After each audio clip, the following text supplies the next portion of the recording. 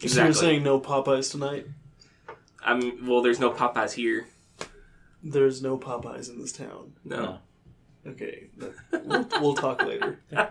You're grounded, mister. We got KFC if you want to go to KFC. They're greasy. We'll talk. They're greasy and they're generally not as crunchy as Popeyes. Right.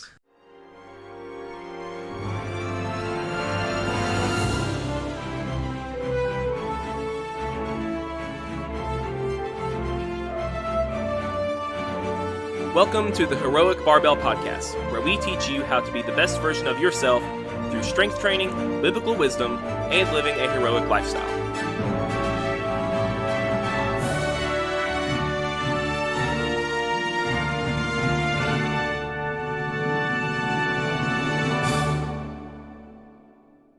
All right, guys, welcome back to the Heroic Barbell Podcast. This is your host, Andrew Torrance, your host, Carrie Rock. And we're back here with a special guest, Malcolm Diaz. Good to be here. All right. I thought it would be fun to go around and see how everyone's training is going. So why don't you start, Carrie? I look like a burn victim. You look like a what? I went and helped the church clean up some of their property, clean up some of the brush and all that. And I must have found some lovely patches of poison, all this stuff. Because I am so itchy. And I've sent pictures I sent a picture to Andrew of a couple spots. One spot in particular. And it's like this 3x4-ish, 12 square inch spot that just looks like I got almost a second degree burn. Yeah. It just looks wicked. It's gnarly. So I've not actually been in the gym in the meantime since, something about exposed flesh in public spaces. Mm-hmm. You would feel that way regardless of if COVID was going on right now, wouldn't you? Oh yeah, no, COVID's not even a concern of mine. Yeah, dangerous virus and all that jazz. That's not what I'm worried about. Right. I'm more worried about Joe over there didn't wash his hands, and neither did Sally or Susie or Jim. And they're all going to come up to you, and they're going to slap your ankle. And everyone's got tetanus and staph. I've already had staph. I don't feel like having it again. Gosh. Not there. So. When did you get staph? Wrestling? No, I got it from football in high school. No, actually, it was after high school. But it was like the year after high school. Yeah. Somebody else got staph from football in high school. Do you remember having to do the staph and concussion training at Cumberland's? Before every school year started? I don't think I ever did that. Did you never have to do it? It may have been right after you left that they started. Probably. But we had to do every fall, right before school started, we had to, every single athlete had to go into the GAT-lift, which is the campus's chapel, and, cram in, and we had to watch 2 presentations, one on staph infection and one on concussions. And it was the exact same presentations all at least 3 years that I watched it. Dang. Yeah. So I've been out of the gym for a couple of weeks at least. Yeah. But you started a new training program, right? Yeah, I started it, and I'm probably going to scrap half of it. Okay. I don't know, because in the meantime, I'm going to keep on doing that. It's not like... One, I have nothing better. And 2, I don't think it's terrible. And 3, I don't know necessarily where to look for something better, so so I'm going to stick with it. So you finished your novice linear progression. I finished the novice linear progression. More or less. I'm going to tidy up again, and then I'm going to go back to the routine. Okay. And so what's your new routine? It's scheduled for 4 days a week. Day 1 is squat, bench, pendlay row. And then that's the heavy day, just 3x5, and then 3x5, and then 5x5, and 5x5. And then day 2 is probably supposed to be technique form, lightweight sort of a day. And you absolutely get the routine down. Day 3, that'll be power cleans.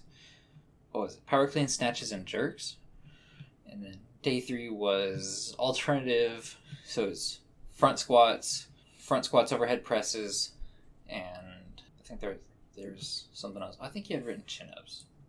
I don't quite remember. You have a deadlift one day. Oh, that That'd might be deadlift day. That might be deadlift day. Actually, I think that's deadlift day. That's 5. Yeah. That's one set of 5. So, and then the next day, which is one of the days I'm thinking of shuffling around because I'm a busy man. You're not convinced of its validity. For day 4, I'm talking about shuffling. It would have been shuffling in the first place because we're busy. Yeah, and I'm already at the church like 4 or 5 days a week. You are, yes. So, I forget what that day was. I think that was actual weight for snatch, clean, and jerk. Mm-hmm. And then I'm talking about shuffling it around because Andrews does a lot of powerlifting. He doesn't do a lot of Olympic. And the routine is a bit different. And the motions. Programming strategy is a bit different. You have to do some things differently. Yeah, and I want to make sure I don't want to start off on the wrong foot. So, the basic idea is that you're doing pretty much a heavy, light, medium routine. Yeah. And there's a technique day. With a technique day for Olympic lifting. Yeah. But also a day, and this is why it's 4 days instead of 3, you also have a day where you try to go for a heavy clean and a heavy snatch. Yeah. Because that is the point. Yeah, you got to do it at some point, right? Those are the lifts. Right. So, yeah. I wrote the program for you. Yeah. But... And I appreciate it. Thank you. Yeah, but again, like you said, I don't have much experience in Olympic lifting. But I did as much research as I could. And I appreciate it. Tried to look at what would be a good hybrid program for you. Because you don't want to just put all your eggs immediately into Olympic lifting, I think is the idea. I don't think that you want to keep getting stronger while learning how to Olympic lift. I think there might be a miscommunication on assumption, or I think there might be a differing assumption on eggs in one basket between doing an Olympic routine and doing a powerlifting routine. Uh-huh. An Olympic routine might seem like there's no strength day kind of a thing, or you're not focusing on improving some of the core lift. I don't think that's the case. Uh-huh. That might seem. Correct me if I'm wrong, but doesn't a lot of Olympic lifting actually help you with powerlifting because it's more like a plyometric kind of a thing? So it helps you with, because with powerlifting, we all know that you're trying to improve your strength endurance. That's why we do 5 sets of 5. Technically, that's not endurance, but it is. It helps build sarcoplasmic knowledge. But and then we obviously lift heavy to get stronger, and then we do the light bench press days or the light squat days to work on speed. So it doesn't like the Olympic lifting kind of help you with the plyometric. I disagree with one thing you just said, that the idea that the light day is meant to improve explosiveness, I don't think is necessarily true. Yeah, the light day is meant for mainly 2 things. And the first thing, the very first thing, is it's meant to increase your week-to-week stress. Because at some point, doing 5x5 1 day a week is not going to be enough. Only because you're going to run out of either the ability to recover from it, or apply enough intensity, or you're going to run out of the ability to adapt to it. Because at some point, if you're going, if you're squatting 380, 385, 390, 395. By squatting 380, you adapt to be able to squat 385 the next time. But perhaps at some point you get to where, okay, by squatting 390 for reps, that's not enough stress for me to be able to squat 395 next time for the same amount of reps. So what you do is you add light work in the week because it lets you recover from the heavy work, but it also gives you more volume and more stress, overall stress, so that you do give yourself the ability to adapt to lift heavier weights next time. I do agree with you, but I also do think, in addition to that, it also helps with your speed on your heavy lifts. I think they could be different aspects that could be. I agree with you. I'd agree with you if you were specifically training the speed, but when I do light squats, I don't think about speed. I think about form, which was going to be my other point, is that a lot of times the light day can help you perfect your form, but I don't see where, unless you were specifically trained for speed, like, doing dynamic, like specifically doing dynamic effort work. Mm-hmm. I don't see how that would improve your speed by doing lighter weights.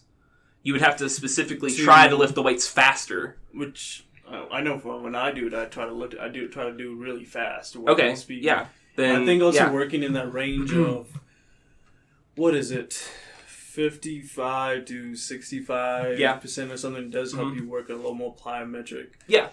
But you have to lift it fast. You have to lift it as fast as possible 100%. every single rep. 100%. Yeah. If you're lifting it slow, you're not. No, scratch everything I just said then. Yeah. Yes. Now, for as far as you asking whether the Olympic lifting helps with strength, it can, but I think a couple conditions, maybe at least one, maybe a couple conditions have to be met. I know that for starting strength, which is something I'm a very big fan of for novice lifters, if you do the program correctly, then you're going to be, at some point, alternating day-to-day deadlifts and power cleans. And the reason you do power cleans is to keep your explosiveness up with your total strength. Because you might be able to deadlift 400 pounds, but if it's a slow grind, that sucks. It kind of sucks, and it doesn't make you very athletic. So you power clean to keep your explosiveness up with your total strength. Right. But at a certain point, if your power clean is so much lighter than your deadlift, I don't think it actually helps. Specifically, I think you need a power clean probably, like you said, between 50-60% of your deadlift. Again, so, I guess it comes down to programming, how you program it. Yeah, it does. Yes. And so it's like, so let's say that I can deadlift 400 for a set of 5. If I can't power clean at least 200 for 5 sets of 3, I'm probably wasting my time doing power cleans. For strength. For strength, yes. Yeah. If I'm trying to improve the power clean and technique for the power clean. That's a different story. It is, yes. Right. But if you're doing the power clean for absolute overall total strength, to improve your deadlift, you've got it backwards. Mm-hmm. But you're doing it to improve your power clean. I'm doing it to improve my power cleans. Right, okay. So I do back squat, I do bench, and bench is really not useful at all. But because as an assistance exercise, because it's useful as an assistance exercise, and it's useful to round me out, but it's not useful in any of the Olympic lifts. In any of the lifts that you might think it would be useful, you're not supposed to use it at all. Well, you're not supposed to use it in jerk. You can use it in jerk. It's not really supposed to. And then, so you're not supposed to press out a jerk. That's right. Yeah, and you cannot. But there is still some. But there is still. Yeah, you can't press a snatch. There is some arm extension, but it's not to press it out. Yeah, but you still have to have the strength to get the bar in position, right? Oh yeah. And even if you're in midair, you're still going to be exerting some force on it. Isn't that more shoulder press though? You can. Worst case scenario, you cheat it, and you just get low enough. Yeah. Worst case scenario. Right. That's the worst case, and that's the worst case. Yeah. So, but you could cheat it that way, and it would still count as good. Yes. Now, what Malcolm's saying about shoulder press being a better exercise, yes, you have to shoulder press to have a good jerk. I agree. The only thing is that if you are talking about which exercise builds more total upper body strength and mass. Deadlift. Bench press or overhead press? Which do you guys think? Bench press, 100%. Yeah. Overall mass, bench press. Oh, yeah. So more useful overhead. Right. Oh, yeah. So it's the same. Yes, more useful, yes. But that's the reason the bench press is in the novice linear progression in the first place. No, I'm not denying any of that. I'm not saying it's garbage. I'm not saying it's trash. If I was, what I would cut out if I was to change anything, it would basically be, 3 days, if you will, of. I'm not a trainer, so what am I saying? If I would do it this way, I have no idea necessarily. But I would think that it, keep the heavy day. Squat heavy, bench heavy, overhead heavy. Yeah. And then you would change the light day would be absolutely more form technique. You might not even have any weight on the bar necessarily. Mm-hmm. Maybe that's calisthenics. But it's absolutely technique. And then the other day would absolutely be your heavy lifting days. You might not even touch 90% of what would be on the bar per se until you're closer to the competition. It should be high enough that it's heavy, your numbers are going up, but you're not focusing on is this my one rep? Yeah. So yeah, I'd say... Especially not after 2 sets of 8 snatches. Right. Because I misread that. That sucked. Oh my gosh. So yeah, I would compare it to back squatting versus front squatting. Yeah, you do purpose. both because the back squat builds more total strength, but you need to front squat if you're an Olympic lifter. Because you're not back squatting. Right. There's no back squat. Right. Yeah. Mm-hmm. So, and it's the same thing with bench press and overhead press. And you need to why, do both. And that's why I'm still deadlifting. Because, exactly. duh, the bar has to get off the ground. Mm-hmm. And yep. So. And you want to produce as much force as you can to get it off the ground, because force equals acceleration, and acceleration leads to velocity or momentum. And the more momentum you have at the top of the pull portion, the more of a time clean you have or snatch to maneuver. Yeah, the easier it is to get under and catch it. What about your training program, Malcolm? What about my training program? Well, what are you doing in the gym these days? Right now, in the gym, really focusing on my bench press. Mm-hmm. Bench pressing 3 times a week, and the Monday 5x5, going up 5 pounds every week, and then my Wednesdays weight usually stays the same. Pretty light, focusing on just speed and technique on it, and then Friday, going up 5 pounds every week, just 1 set of 5. And then the rest of the week, I really focus on bodybuilding, and when I do lower body, it's more focusing on my strength right now and my explosiveness. Yeah, I'm not worried about physique terribly. I weigh, I basically weigh about 250 and change, and I'm not worried about. Everyone obviously wants to look nice. You've really got a spectrum of weight classes here. You've got the 340-pound fat guy. You've got the middle of the road, like strong but not too fat, average guy, and you got the skinny, athletic, trim, not 180 pounder. Not skinny. I said anymore. trim. Not skinny. I was 38 in college. Man, I'm 182 right now, so definitely not skinny. That's okay. Gosh. I gained 50 pounds after that's I graduated 50 high pounds. school. So I'm not skinny after high anymore. school, I graduated. I got 50. I was young for. I actually got a little skinnier when I got to college, and I think part was from playing JV ball, and because a lot of people gain the freshman 15. I think I lost it when I got to school. I gained 50 pounds, but that's also partly because I was young for my grade, and part of it was I just got fat, and part of it was also just maturing along the way. Right. So I'm not disappointed that numbers keep on going up and the numbers on the scale don't change. Uh-huh. So that doesn't disappoint me. Okay, so as long as the numbers keep on going up. Yeah. if they don't.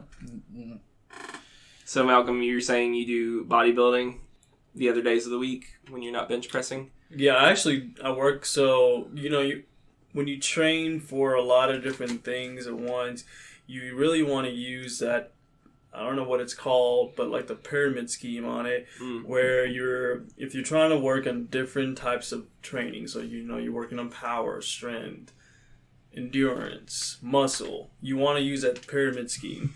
So for me, really, the pyramid scheme, the number one thing on the top that you want to work on first if you're training different things in one day is your power. Which most of the days when I'm doing upper body, I'm not really working on power. So I'll kind of scratch that out for now. But the next thing that comes right after that is your strength, your pure strength. So in your case, power would be like the snappiness of your movement. Yes, if I was doing power cleans, that would be absolutely how fast can you complete the motion, get up, as opposed to power, or as opposed to strength, which would be how much can you get off the floor. It could take forever, but if it gets up and it's completed. Right, and I think that you can probably put sets and reps to it as well. So I would say, if you were doing power cleans and snatches, you're talking about reps probably under 3. So three or under. Yeah. And then I think when I'm talking about strength right now, I'm talking about like a bench press or a squat or a deadlift, and I'm doing max 5 reps. I'm working on just like, my pure strength.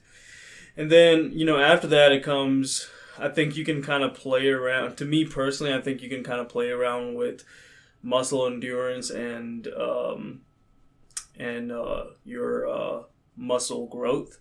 And I think you kind of play around with that because by the time you're done with all your 5 sets of 5 and any other strength training you've done after that, your body's pretty much spent. So whatever you do after that, I mean, yeah, you're training endurance and you're also stimulating some kind of growth in your muscles. If you're training till fatigue, if you're doing your sets till fatigue, each set. I know that 5x5 of squats that I did on accident that one day. That sucked. It's 5x5 squats is rough. Yeah. I have a video on it. Yeah.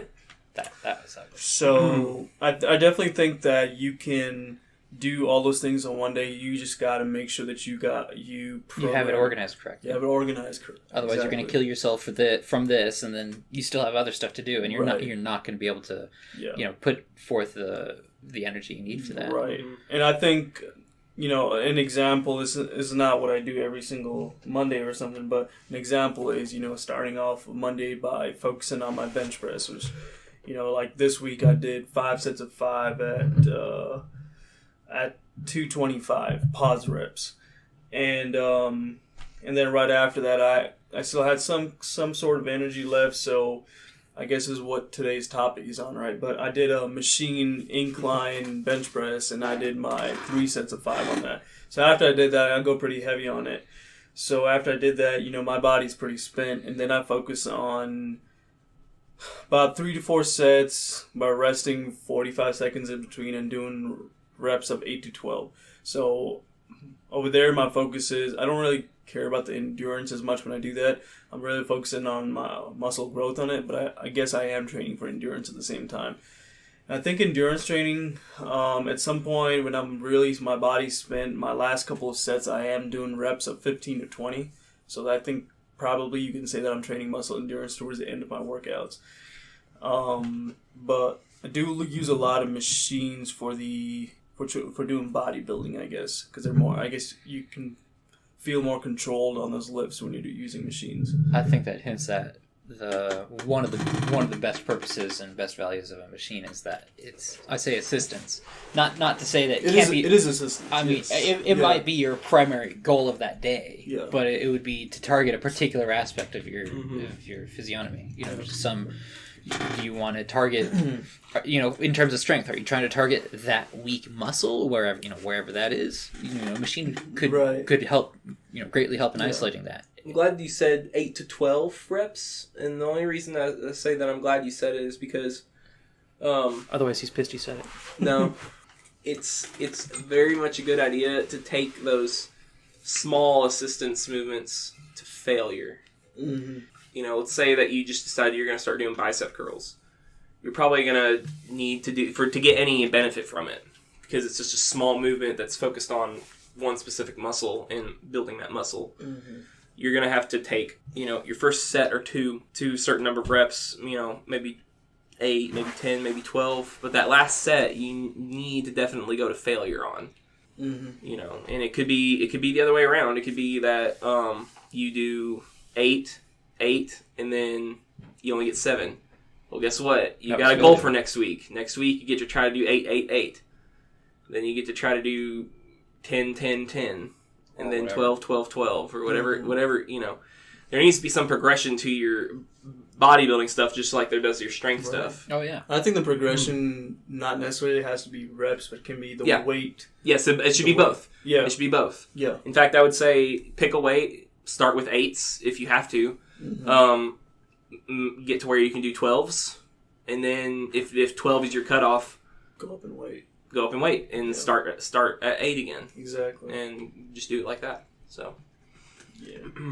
And also disclaimer that there are a lot more other ways to train for bodybuilding than the ones we're talking about. Sure. Also. I am almost utterly uninformed when it comes to bodybuilding, so I have no idea necessarily. So, other than the stereotypical steroids and no food and water and.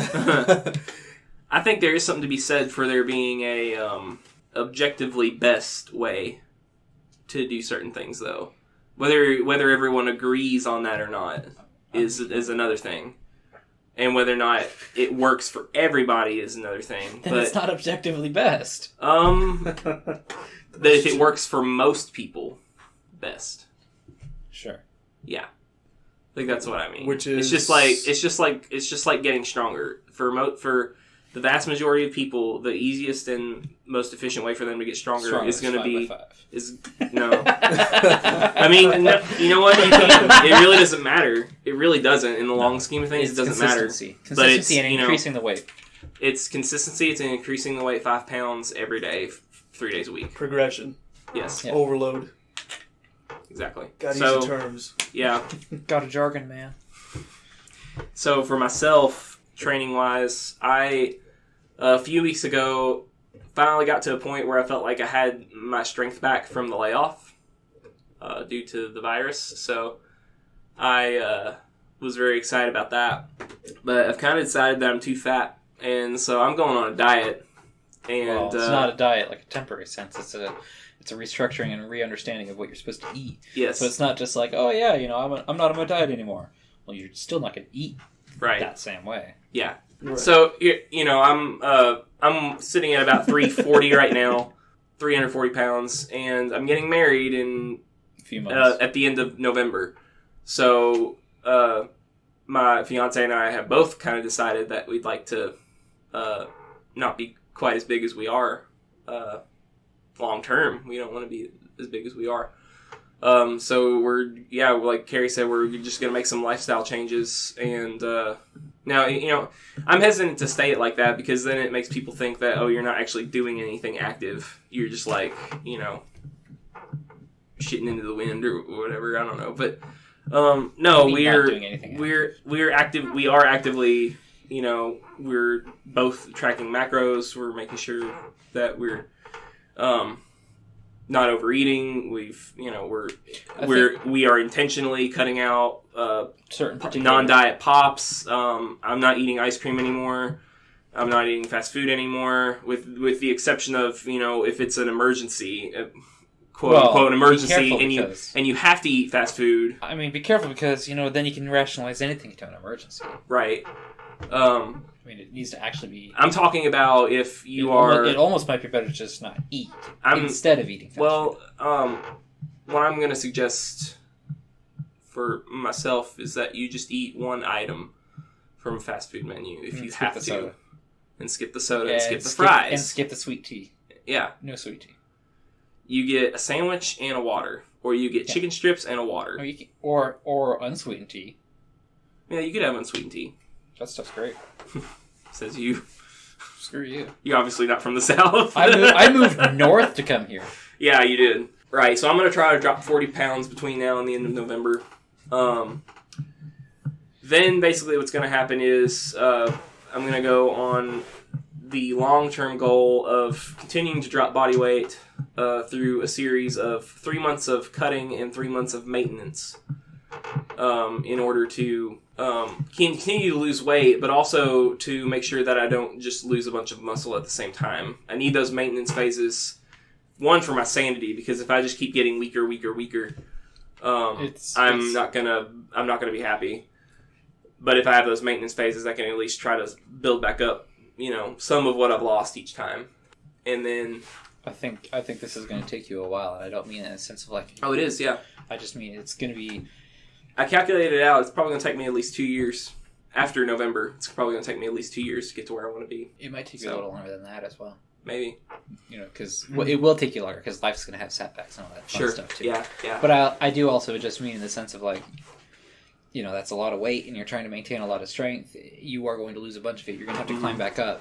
Yep. It might be at the end of 2 and change years that you're only only a little stronger than you are today. The reality is that I have gotten strong as a 340-pound man. Yeah. I'm going to have to relearn how to get strong again as a 2-something-100-pound man. Yeah. So...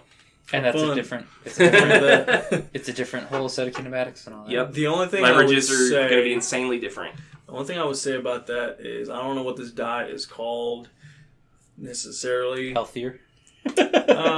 Maybe not. Well, if cutting out fast food as much... I'm not cutting out fast food, so I was going to say you can stick on your diet and like while you lose weight and all that, in the days before, I'm going to call it the Malcolm diet, the days before you try to lift heavy. Just freaking go all out, eat whatever you want. You have all the energy for the day you live. And then the next couple of days, go on a very strict diet. So I have done that before. The only problem with that is that, like I said, I've done it before. So what I did is I ate about, I think I was down to 1,700 calories. That's too low. Well, it was working, and if I'd been any higher, it wouldn't have, from experience. But what I'm saying is that I did 1,700 Monday through Friday. Saturday and Sunday, I eat whatever the heck I wanted. You do 7,100. So my weekly total was a lot higher than 17 times 7. 1,700 times 7. Yeah. You know what I mean? Yeah. So was that working? Yeah, it worked. I lost 40 pounds. I went from like 325 to 275 or something like that. But then I gained it all back because I didn't develop any habits. Yeah. So that's a big emphasis for me this time around is habits, long-term habits. Discipline. Yeah.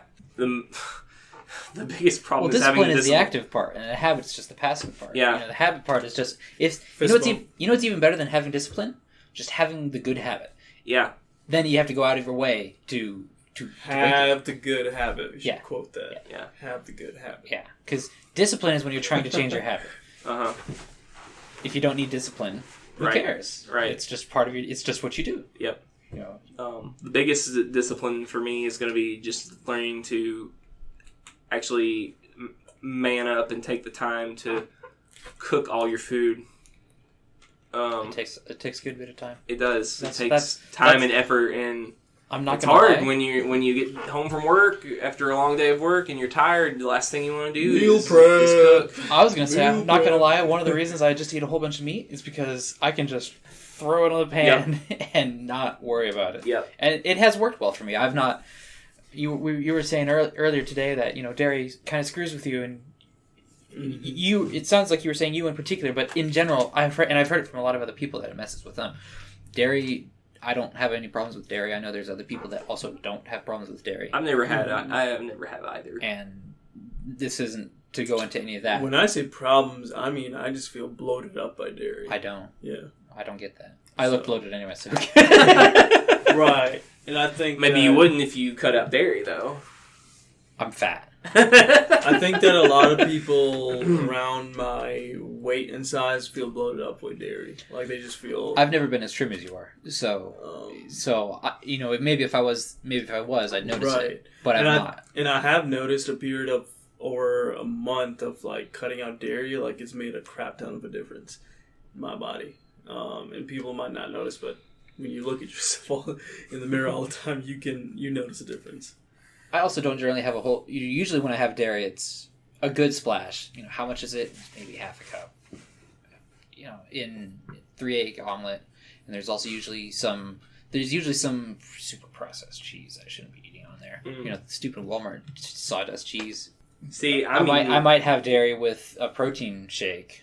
Yeah, when I have dairy, it's like at least 2 cups at a time, and usually that's multiple times a day. Yeah, I don't have that much dairy. I have had that much dairy in a regular amount of time. But I still don't see a problem. It doesn't. Yeah, it doesn't. It still doesn't mess with my stomach, But even though I drink that much. So, but you also drink a lot of Fairlife, and it might be that there's something going on with that does that too. It could be. It is lactose free, but I don't think lactose is the one that necessarily does it. There's some other one that I think is what people cite as being the irritant. Okay. Don't quote me on that. So yeah, 3 months of maintenance, 3 months of cutting, and just trying to eventually get down to somewhere in the mid 200s. I've not really decided where. The big goal is not necessarily a weight, because I don't care about weight. I care more about looks. I care about what having too much weight does for my day-to-day life. It does not help your knees. No. That you weigh as much as you do. No. That's, obesity is an incredible issue that affects every aspect of a person's life. Yeah. And it's not just, obviously cardiovascular, this, that, and the other. Certainly. Mm-hmm. But it's not just that. It's actual, arthritis and joint pain. And that's right. I've seen way too many, I specifically, for myself, I won't send this. Sometimes I send you a couple. I'll show you them. But I don't. Usually I'll just show it to you in purpose. And in person I don't show and I don't send it to you. But, I'll save some of those. Have you seen fat people hate pictures? people being, you can find any, it's just people in particular being grotesque. Either because their action, what they've done to themselves, what they've allowed happen. You talking about like memes or? Yeah, there's some memes. I'll show you some later. Okay. They're a little vicious, honestly. They're really sometimes they're too much. But I use it to remind myself, hey, it's not to anybody else. Yeah. I don't show anyone else other than what I already said. I don't. It's just to myself, and it's like, hey, this is one reason why you're doing this. Yeah. Don't do this to yourself. I think and you could do it to yourself. Yeah. Don't do that to yourself. I think that I know there's like, with me, I care a lot about my looks, and like when I talk about looks, I'm talking about like I want to improve my muscle and all that. Right. So I know there's a lot of people who are a lot more bigger than me and don't care and don't think that size should like matter a lot. But I think there comes a point where it does matter in terms of health. Like you could be big and healthy, and that's great. Yeah. But if you're big and not healthy, like that's I'm talking about worse. healthy, I'm talking about your cardiovascular health. I'm talking about the stuff that you put in your body. So if you're big and you eat the right food, your cardiovascular health is good. Your resting heart rate is good, and all that's probably a good indicator. Checking your what's it called? Your blood pressure and all that's good. That's great. You can be big. That's good. Live a happy life, but you got to be healthy. And that depends on your genetics. Genetics. A good portion is your genetics. Good portion is genetics, but I think like how many fat guys have you seen like doing backflips and shit? I've seen quite a few videos, not in person, but videos on Instagram of quite a few big people doing backflips. That's my point. And I'm like, yeah, you do see it. It happens quite a bit. Right. And that's what I'm talking about. Like you can be big and you can be healthy. And when I'm talking big, this isn't the healthy at every size thing. Healthy, right. Healthy and big. We're not talking about that because I hear big and healthy. In a sense, the well has been poisoned for me. It's healthy at every size. No. There is a size. This is the sort of thing I'm talking about. Oh, right. Okay. So it's not. Okay. It's not like, or this. It's not to. It's not to send and show to other people necessarily. I've just showed two, so but it's to help remind myself. This is how do they get there? How do they get there? Nobody wakes up and says, "I'm going to be the villain today." Yeah. No, nobody does. I think it's definitely having a good support group, and there's a lot of things that go into gaining a lot of weight, which it could be a lot of failures and a lot of mental links. Things like depression, anxiety. Being lied to, marriages, relationships, whatever stress, a job, kids, stress whatever is a huge factor. But I think it's important to obviously take care of your mental health, 100%, spiritual health. Those are two of the biggest ones. Physical health basically follows along from that. Yes. I think if you're in the right mindset in those two places, it'll be easier to get in the right mindset for your physical health. It'll basically just follow right along. And if you don't know what you're doing, you need, get a coach, get someone to help you, get a friend who knows what he's doing or something, and find help for, whether it's a diet program. There's so many apps out there too. Andrew uses an app right now. There's so many apps you can use as well. Intermittent fasting is not a bad thing either. Right. Emphasis on the intermittent, but we talked about that in the last podcast about sometimes you can wake up in the morning and work out first thing in the morning,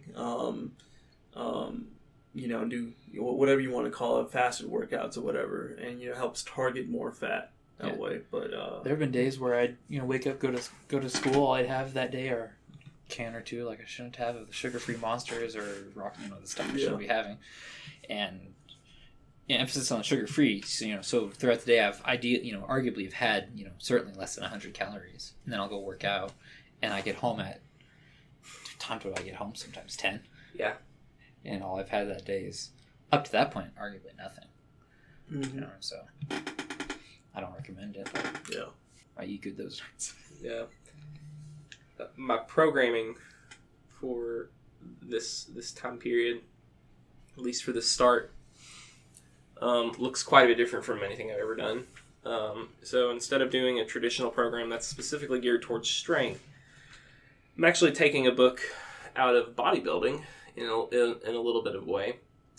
Because I think I'm slowly realizing that the key to maintaining muscle mass while you're losing weight is to train like you're trying to build muscle. Like Makes sense, build doesn't size? it? Yeah. Makes sense, doesn't it? It makes sense. It particularly makes sense to me that bodybuilding would be the place to look for some of that. Yeah. Where you're absolutely looking to cut down on fat percentage while maintaining. If you look at if you just did a strength program, for one thing, you're gonna run out of the energy to make progress on the strength program. Yeah. But for another thing, all that heavy work is just gonna make you break down more and more muscle. And if you don't have the calories to fuel recovery and rebuilding of those muscles, you're going to lose a lot of muscle and a lot of strength. Meanwhile, if you're doing the bodybuilding trick where they absolutely do not want to break down any muscle. Right. Yeah. So I'm basically doing I'm doing a 4-day split, and on each of the 4 days, I pick one main lift, squat, bench, deadlift, overhead press, and I do a set of 5 at pretty heavy weights, but then, because I do still want some strength work in there, so I do a set of 5, then I back it down about 90 to 80%, 80 to 90, and I do a set of 10 for volume. So humor me when I say this. Yeah. It would be a sense of like 405, for squats or whatever it is. Uh-huh. You squat more, but 4 Maybe. or 5 on squat. I've not actually squatted yet, we'll see. And then you would back down and do 360-ish or whatever and change for the one set of 10. Yep, that's exactly right. And I may play with that 10 reps. I may play with it and make it 8 or 12 over time. And I'm like we talked about, progressing it. I may go from 8 to 10 to 12 and then go up in weight, and then 8, 10, 12, go up in weight again. And I may have to, because I probably won't be able to, if I can make any progress strength-wise on anything I'm doing over this time period, it's going to have to be very, very slow. Yeah. So, that's where I'm at. I'm looking forward to getting back to the gym. I'm tired of all this. I'm so itchy, man. One thing that's important to remember is that anytime you are losing fat, you are also going to lose some muscle. You can't escape it. And anytime you are gaining muscle, you are also going to gain some fat. Yeah, it's just the way the body behaves. It's the way the body behaves. And you can skew it to be more muscle or more fat in either direction, and that's why you train. This diet I'm on right now has me doing 315 grams of protein a day, and I'm like, the fuck? Because I've never eaten that much protein before, and it's extremely hard to do, especially when you do have to cook your own food. It's a lot of chicken breast. It's a lot of chicken breast. It's a lot of. I've been eating a lot of ground pork the past couple days. Pork tends to be fattier. Yeah, which it has ground me eating. Yeah, it has me eating 100 grams of fat a day. Like sausage ground pork, or actually just ground pork, like ground beef, but it's pork. Right. Just making sure. Mm-hmm. That's It's got you on a weird keto diet. Not really. I'm still eating 185 grams of carbs a day. Definitely not a keto. No. Yeah. Keto's not necessarily. Well, they don't necessarily know that keto's bad for you. They just also don't know that it's good for you. The long-term effects are. Yeah, I think it's because of the high fat intake is why they say it's bad for you. Well, you need to. I think it's kind of like being a vegan, in a sense. It's hard. You need to make sure what you're eating is appropriate. You need to not be. You could eat Oreos and drink Coke all day and still be vegan. But that's not. But Oreos are made out of dairy. So no. Oreos are not dairy. Well, Oreos are vegan. Which is the cookies are made out of dairy. They're not. If you look at I don't believe so. If you look at the back, it's made out of dairy. When was this? Last time I looked at an Oreo, it didn't. Really? It didn't. Every other cookie I've looked at It's says dairy in the back. We'll have to check that out. Yeah. Do some research on that. I guess we need to get some Oreos later. No, and we're do not some getting research. some Oreos. We're not getting some Oreos. I don't need cookies, man. I don't need cookies. So going back to keto, I think keto ends up being a lot like veganism. You can do it well. I mean, Clarence Thomas, it's obviously worked well for him. Clarence Kennedy, Thomas? whatever. You said Clarence Thomas. I did. I don't know why I had. I can't tell you now. Clarence O'Kennedy. Hey,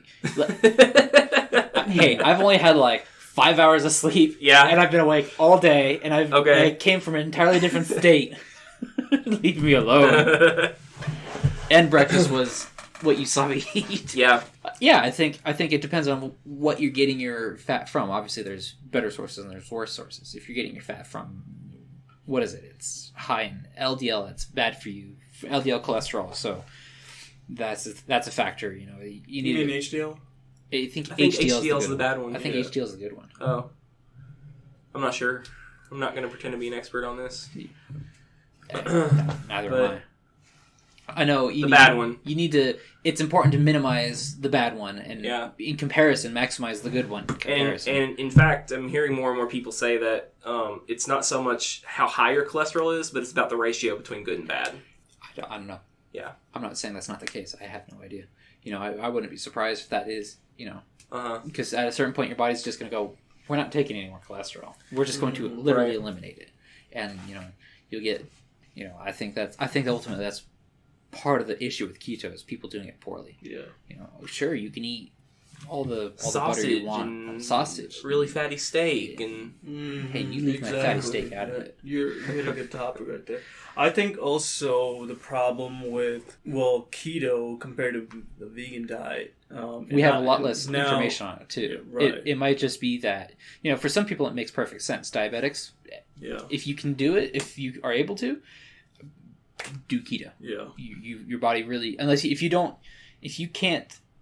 you haven't been good in managing your insulin levels previously, it might, discipline versus habit. Yeah. You might not necessarily need to. Right. Certainly not to the same extent if your body's not even running off glucose, if it's running off ketones. Right. And there's other lifestyle changes you already have in effect anyways. Mm-hmm. And I think the low carbs, from what I've read, is really bad for your brain because there's less oxygen going to your brain from having less carbs is what I read somewhere online. I don't know that carbs, oxygen. I need to look definitely more into it. But what I was trying to say is the problem with, so I say this as someone coming from, I love eating meat. So I'm going to say this from that perspective though. But the thing with vegan diet is that it's high, obviously eating a lot of vegetables, fruits, and you get your main source of protein from eating stuff like beans, peas, nuts. It could be there's a variety of different beans and nuts, and you have to eat them in conjunction, right? Because it's not just I can have my whole wheat, or today's my nut day. Yeah, you can eat all of them together. You have to eat them together, and all those things I think everyone can agree are healthy. Obviously, you got to have good, not overeat anything, but all those things are healthy. Eating all that. Mm-hmm. And I think the problem when it comes with the keto diet is that. So again, coming from someone who eats loves to eat meat, I think I've personally seen someone who was on a keto diet and lost a lot of weight, but I don't necessarily think he was healthy because he ate a lot of meat that was high in fats. Very high in fats. A lot of steak, a lot of sausage, a lot of cheese. The sausage would be particularly bad. The cheese could be bad. And try to stay away from carbs as much as possible. And did end up losing 30 pounds in a couple months. And that was great. But I don't think he was necessarily healthy from doing all that because I don't think he consumed a lot of vegetables and fruits during that time. Well, the interesting thing is so the more vegetables you eat, obviously vegetables have, I'm going to say evolve, and I don't mean to bring up some evolution debate. That's not what I'm talking about. They obviously have some mechanism. Nicotine is an insecticide. Mm-hmm. Obviously, we've harvested it for other purposes, but and caffeine were initially insecticides. Yeah. So there's obviously effects that chemicals that plants have that will, part of the problem is that also that you're eating these plants and they don't want to be eaten. So they have found on people in diets people that have done carnivore diets. This isn't an endorsement of carnivore diet or anything like that. It's just they found that people who do the carnivore diet. We'll come back to that. It's not an endorsement. It's not a prohibition. It's not an endorsement. It's just an anecdote. Is they've found that no, they are not lacking in those micronutrients. They're not terribly lacking in vitamin C. They're not terribly lacking in D. If they're eating fish, about the meat from animals. Meat from animals. Or no, you're talking about people who eat the carnivore diet are not deficient in these vitamins. They are not deficient in these vitamins. You would think they would be.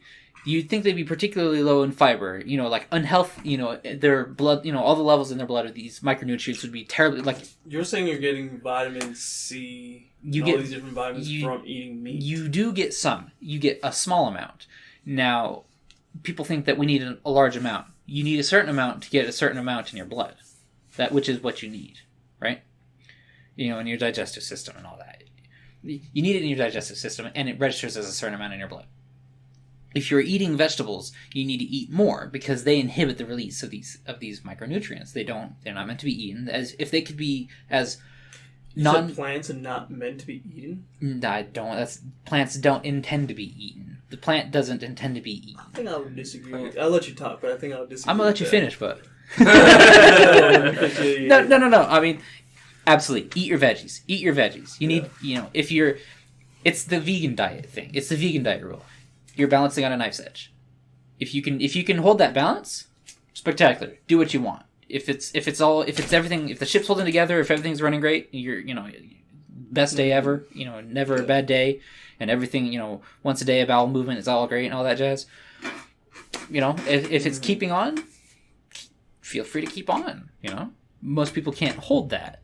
So it's not that you couldn't do it. I think, like, again, it's a vegan diet. I think if you can balance your intake of these, if you can balance the intake of these incomplete proteins, if you can balance the intake of all the, all the fiber and all this and all that and all the other, if you can do all that, great. Obviously, there is great benefit. It's a lot easier. It's a lot cheaper to grow the food than it is to to raise the animal for slaughter. Right, and there's a disgusting meat industry associated. Yeah. And not just not as bad as they make it out to be. No, it's not. But there's still other practices that are reprehensible. Like why the factory farming that you see, in the commercials and you're horrified by. It's the worst, and it's also like 1% of all meat farming. Oh yeah. In the world. Because and what's to make it that plant industries are not like that too. Like they're pretty despicable themselves. Yeah. Mm-hmm. So it's not like here are the saints and here are the sinners, and it's not. Yeah. It's there is something to be said, and there is something to be said, but there's also and such and such. Yeah. So you could eat a meat diet, and if you're balancing it properly, you can totally get away with it. Yeah. You could eat an entirely plant-based diet, and if you're balancing it properly, you can totally get away with it. Most people aren't going to balance it properly. Right. Life's hard. It's not even necessarily. They could have the diet planned out perfectly, but you got in a car accident, or your fridge broke down, or whatever. Life happens. I think that we can all agree at the end of the day, whether someone's more totally leaning towards a vegan diet or someone is leaning to a carnivore diet, and personal physiology plays into it and too. I think we preference too. Personal preference, your personal genetics and your ancestry, because like I've read on an article a couple of years ago that you're supposed to eat what your ancestors ate because that worked for them, and that's kind of your blood. Anyways, I think at the end of the day, I'm not gonna say no. We can all agree that having a balanced diet for everything is probably your best. That's certainly the safest. It's absolutely the safest. It's your safest because. What if you're wrong about this or wrong about that? Feel free to see a doctor once-ish or whatever is appropriate a year and get your blood levels checked, get your bend over and cough 100%. And all that jazz. 100%. Bend over and cough? You've never had a full physical? Do they make you bend over and cough? Yes. At the same time? Yes. Okay. A lot more other things. It's been a while since I had a physical. A lot of other stuff too. But I don't remember that. I know. Yeah. It's grab and cough. I was gonna say. Grab and cough. Yeah, that one too. I was gonna say use some wet wipes that day. Before you go. Oh man. Do you remember when? It's a good thing the doctor doesn't care because it's so invasive. Do you remember when we were at college and I would? You guys both still go to college. It's graduate school. It's different. No, it's not. Fine, undergrad. You remember when we were in undergrad and I would always, we'd go to the cafeteria and I'd always get, a burger patty or, just a whole hamburger or something. And, you literally said one time, "You got a burger, man? We have a game today." Because we did. We had a basketball game that night and I was eating a burger. Bad Austrian accent. I don't know. We'll just let them finish this conversation. Anyway. And, I just blew it off. I didn't think anything about it. I didn't care. And then just a couple days later, you came up to me and you were like, "I figured it out, man. The reason that you can eat hamburgers and still play in a basketball game is because your ancestors hate hamburgers." That could be true. On one hand, it sounds terrible. It's like, oh, you're pigeonholed. I can't, blah, blah, blah. I'll never, I won't be able to achieve, whatever. This guy, it's like, no, you just have to play the game differently. Mm-hmm. Everyone's dealt a different hand. Yeah. Chances are it'll be a lot harder for me to be as trim as you are. On the other hand. Genetics play a big role. They really do. They really do. People don't like that. I think with just running track, I've had guys who were all-Americans and stuff in track, and they used to eat pizza right before their events, and if I ate pizza right before my event, Oh, it is the end of I do that. track career. I used to do that for wrestling on occasion. I had to, other than making sure I didn't miss weight. I did do that a few times, and it wasn't like a small amount of pizza either. It was like a hamburger never bothered me, but if it was fried food, like actually fried, like chicken strips or French fries, that would destroy my stomach. That would ruin a basketball practice or a game. Burgers at college were not fried. No, they were grilled. They were grilled? Yeah, 100%. I mean, I don't know 100% for sure, but I'm pretty sure they were grilled. If they're fried, they weren't the same fried. Yeah, honestly, they were probably baked. Like they were probably batch baked in an oven. It's easier that way. Yeah. But yeah, I was going to say about the meat eating thing, it's like beef, especially nowadays, is known to be really high in B vitamins in particular. Yeah, I think for the most part... So I never feel bad for eating a steak these days. I think the only vitamin you're not really going to get from, particularly from terrestrial meat, is B12. You can only get it from extraterrestrial meat. Extraterrestrial is... aliens. Is, well, as opposed to seafood. Yeah. Things. And, that would be so weird if they had aliens for food. Oh, man. Want to join us on our next podcast. We talk about aliens and why Martians are delicious. Yeah, I think it's like omega-3 fatty acids, and I think that's... Which you get in fish. You do get... So if you have some fish in your all-meat diet, then you have everything. Yeah. And you do 2 or 3 times a week, and you're good. Here's another interesting side effect that people don't sometimes think about either is, the contaminants in our food either. And we don't, I just bought an apple off from the supermarket and I was eating it. Well, did you use a cleanser on it to remove the... Mm-hmm. It's not a water-soluble coating on there anymore. It's like a wax oil-based. They don't wash it for you before they sell it. And even if you washed it with water, that won't rinse it off entirely. Right. So when they say, they've got the sprays for like, wash your produce. It's kind of gross that we're at that point. Yeah. But on the other hand, this isn't a comment about GMO or non-GMO. Yeah. It's just... And I also think about, when you think about, fish, too, we all know how polluted some of our water bodies can be. And we've Do not buy farmed fish. Right. And that's all they have in Mississippi. But anyways. Yeah, I know. We've all seen... Especially out of the Mississippi. Fish and stuff have swallowed plastic and all that. We've seen videos of that. And, what's not to say that that's in our food. And the materials that get leached into the water. Oh, right. Yeah. They found fish and turtles and stuff that have, the California band. California's a joke. California's an absolute joke, failed state of a third world nation of a state in the United States. It's just not. They're just not shooting each other quite yet. But they, sometimes they have a good idea. I don't think it's a bad idea. The problem with a lot of plastics is that, for example, polyester clothes, you put them through the wash machine, and there's small particulate it comes off the shirt, comes off the item, right? And it's natural. That happens. It is being abraded away slowly, and it gets into the water stream. It goes in through the sewer system, gets treated, but it's not an organic thing in the sense that these microbes can generally get at it. They have microbes that can, but they're experiment, or they find it in the wild on accident randomly, and it's just it's not. Yeah. So it piles up and it leaches into the water supply, and blah blah blah. They're turning the frogs gay. I mean. They're not doing it on purpose. They are not doing it on purpose. But we are flooding our water supply with all sorts of funky chemicals. Yeah. Not just chlorine and fluorine. I feel more and more so as I get older that I'm not going to say that there aren't things in our food that are bad for us. But I think it's also safe to say that our bodies can take a lot more than we give it credit for. Oh, yeah. When it comes to this stuff. I also think that the less it has to take, the better your quality of life overall long term is. Well, it depends. How much quality of life are you sacrificing now for later?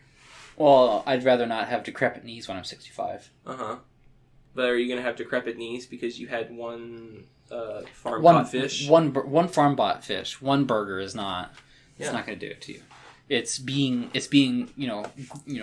I'm not sure proportionally grossly overweight. It's having regularly having farmed catfish that you will get. I'm not even elevated sure, blood, heavy metal levels. I'm not even sure that would do it for most people. You will notice elevated heavy metal levels in blood from farmed fish. You will. Being grossly overweight is definitely related to having bad joints. But in general, even if we're not talking about bad joints, I just have to wonder how much of the stuff that they tell us is in the food that's supposed to be bad for us is actually causing enough harm for it to matter in the long run if we eat this stuff or not. I think the vast majority of things ends up being it's a confluence of things at the same time. So, sure. Yeah. So you could absolutely be, you could have the genetics for it, and there's been a number of people, it's famous, that some of these, smokers, drinkers, and live, eat terrible, 2 donuts and fried food all day, every day, and they live to 105, and they're not overweight. Great. Most people aren't going to live to 105 on that diet. No, most of them are going to live to 65 if they're lucky. If that. Or unlucky. Yeah. 65 might be wearing real thin, too. Mm-hmm. I think so. It comes down to, yes, we all eat fast food time to time, and sometimes, but it's important to, when I say this, I guess it's kind of vague, but buy quality food from a grocery store and cook it yourself. It's probably so you know what you're putting in your body, at least the way you cook it. If you don't know what you bought, at least the way you cook it, which helps. It helps a lot. And so, if you had access to it, if you had a garden, you could grow your own things, but I think most people don't. A spice garden's easy, but still a lot of effort in knowing what spices you want in the first place. What's the point of having Thai basil if you don't know what Thai basil's good for? What do I use this for? I'm going to throw it in everything. Put it in my coffee. I don't put anything in my coffee. I don't drink coffee. Touche. I said it for you. So I was going to ask your all's opinion on the carnivore diet. I think I've already explained my opinion. No carnivore diet. So I know carnivore diet, Malcolm. Well, I know you'll disagree with this, but I'm going to say it anyways. Okay. I just feel like eating a lot of... We as humans in general, this is just my opinion on it, we're made to mostly eat a plant-based diet. Okay. What we were made to. I think that there's a misconception how our ancestors used to hunt food every single day and eat meat every single day. I think it was more of a once in a while. It was like a celebration thing. They would eat meat products. They would go and hunt an animal and eat a deer or eat whatever whatever animal they find out there. I think for the most part their diet consisted of eating wheat products, eating a lot of like plant products, whether it's like potatoes, tomatoes, a lot of green stuff. I think because in nature that's what you find out there. That's what's most available. And when people traveled from place to place back in the day, that's what they had access to. There wasn't just animals just waiting to be hunted over there. Right. They had access to trees, plants. So that's what they ate. So I think that our personal opinion, our diet should consistently be of, plants, or I should say vegetables, fruits, and that could be broad, even just wheat products. Potatoes could be used as carbs, rice, all that. And then we could add meat in there to get the other stuff that we're going to be deficient in. Meat has a lot of stuff that plants and fruits don't have. Could be anything from very small portions of creatine or B12 or whatever it is. From fish to, I think, the fish oil, how that's apparently good for our brains. Yeah, Carrie mentioned omega-6. Omega-3. Omega-6 is the bad one, actually. You want less omega-6 and more omega-3. Chromium-6 is the good one. Yeah. So we, I actually, as I started this diet, I was like, what kind of vitamins can I take to, I guess, enhance my experience? And I decided that one of them needed to be fish oil. Probably is, actually. Yeah, especially because Hannah hates fish. I cannot get Hannah to eat fish on a consistent basis. And that's fine, but I actually like fish. Yeah, I would totally eat it once or twice a week if it were up to me. But do you guys like sushi? I do. Sometimes. I just needs to be can't do fresh like sushi. I don't like raw meat and stuff, raw fish or whatever. Oh, okay. I'm not. No, it has to be cooked for me. So the fried rolls and stuff would be okay, but yes, like the actual sushi and sashimi would be no. That's a no for me. That's a yes for me, but okay. I just don't trust raw fish. Like, I mean, a lot of the sushi, especially here in Tennessee, not because Tennessee, but because it has to be transported inland, it gets flash frozen. It's not like we think like some super crummy, it's gonna ruin everything, flash frozen. But that process ends up killing a lot of whatever would have been there, bacteria, parasites, all that jazz. Doesn't it still stay in the fish if it's dead? I mean, and it's microscopic. So it stays in the fish. Yeah. So isn't that not good? It stays in your pork too. But you fry it though. You fry your pork. It stays in it. But what about the grease and stuff that comes out? I think his point is that it kills it. It's so dead. it may still be there, but it's dead. It's not going to do anything. It's inert. Yeah. Gotcha. Same idea in pork. You might have whatever parasite, and you cook it. That's absolutely one of the. A burger with a little pink in the middle. Oh yeah, sure, whatever. I don't want to see a pork chop with any pink. Yeah. No pink. Right. I want that's one of the ones that's like well done pork. That's okay by me. I mean, it might not taste great, but right. I'm also not going to get sick from it. Your pork chops taste pretty good. I think sometimes they get a little under. This conversation is making me hungry now. I put them. I just get some regular pork chops. I'll sear them a couple minutes or whatever on a side. Yeah. In a cast iron pan with a lot of butter. Just butter and salt, and then tastes good with butter. And then I don't put anything else. I just put it in an oven at 400 for what do I do? I think I do it for about 8 or 10 minutes, depending on how thick, if there's a bone, that sort of thing, and that usually gets it pretty good. That's also why I eat a lot of meat, because it's just really easy and I don't have to. It's really easy. 100%. As for my opinion on a carnivore diet, to sum it up, I think if you're using it as a long-term diet, I think most people screw it up. It's expensive in the long term. Veganism is comparatively cheap. Oh no, there's more to it, and you might have to eat more of everything just to get appropriate amount. Yeah, sure, but the cost is a lot less. A pound of veggies is a lot less than a pound of meat.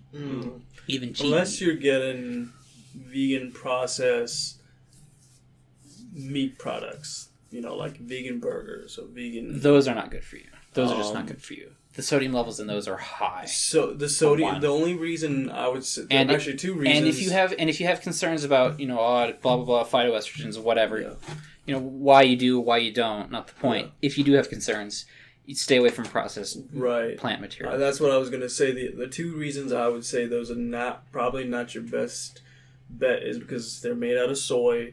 As guys, you don't want to be consuming stuff. Not an excessive amount of soy, right? They've done studies on some of that too. It's not necessarily that,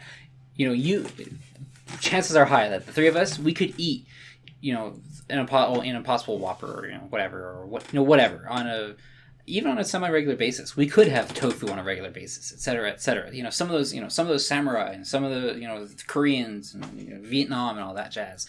They eat a lot of soy. Are you going to say some of them are not manly? I'm not going to say some of them are not manly. Right. There's obviously something else to it. And I'm not even talking about like natto. I mean like actual, it's tofu, it's actual soy. It's not fried, it's not fermented, It's not any of that. So there's something else to it. Yeah. It's a combination of having low testosterone. If you have low testosterone, in combination with regular high consumption of high amounts of estrogen, phytoestrogen, whatever. Yeah, it's gonna ruin it. Right. Yeah. So I mean, I would say that along with what you mentioned earlier, the high sodium. Now, where I think the vegan burgers and the vegan hot dogs, vegan chicken wings, or whatever, where all those are actually in a way good for you in moderation, is because they have the vitamins that plant just vegetables don't have, and that meat has, and that you don't get. A lot of that gets washed out in the way they process it too, though. Right, but they are very high in like beet the vitamin B. They're high in, I think, vitamin D sometimes. They're high in fiber, but because they add which is good on its own. Right. So I think in moderation, sometimes that can be good for you. Obviously, you're not supposed to be eating that twice a day. Every single day. I mean Burger King is still Burger King. Yeah. Right. Don't be eating fast food twice a day. Right. McDonald's even says don't do it. Now that the people will argue, oh, they serve breakfast, lunch, and dinner. Yeah, sure, but they're not saying come in for breakfast, lunch, and dinner. They're saying come in and we'll serve you. Not, Besides, are they your guardian, or No. are you a grown adult yourself? Take responsibility for yourself, man. Hey, man. Yeah. Yeah. So I think I think carnivore diet ends up being less tenable in the long run than like veganism. And I think it's easier than veganism, but I think if you're using it as like a way to bookmark a section of your life, or this has been my life previously. I'm going to eat carnivore diet for like a month or whatever it is, and you've carefully investigated, thought out, planned it, all that jazz. Some people do vegan, you're doing carnivore, whatever, and that's a way you're transitioning to a new season of life.